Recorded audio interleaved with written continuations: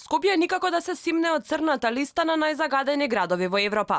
Иако грејната сезона заради топлата есен се уште не е започната, сепак PM10 частичките повторно лепдат во амбиенталниот воздух. Скопје ни се гушат, а локалната самоуправа се правда. Портпаролот на град Скопје Бајан Салиху вели дека проблемот не се решавал брзо од ден за ден, но дека Скопје сега не било загадено како пред 2 години. Сме истакнале повеќе пати, проблемот со загадениот воздух не е проблем кој што може да се решава одеднаш. Значи, тоа што можам да кажам е дека град Скопје напорно работи, сведоци сте дека работевме и во текот на летото кога немаше загадување, значи реконструиравме фасади на средни школи. Што поконкретно предземавте? Значи имаме конкретно до сега околу 27 точки кои што се преземани во периодот. Од инспекторатот на град Скопје велат дека работеле на терен, изрекувале казни за загадување на воздухот и давале опомени на загадувачите.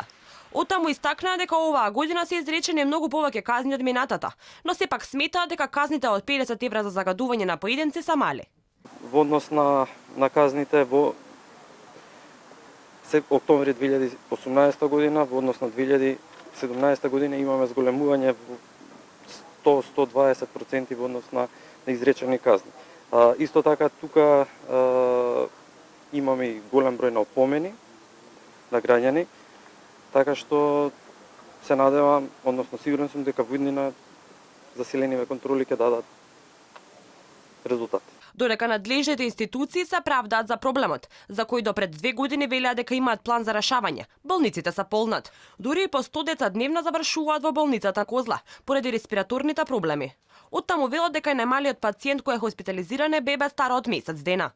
Според утринското мерење во 10 часот, на повеќето мерни станици во Скопје измерени се PM10 честички кои се над дозволеното. Кај ректорат беа регистрирани 103 PM10 честички на метар кубен, додека во Карпош 117.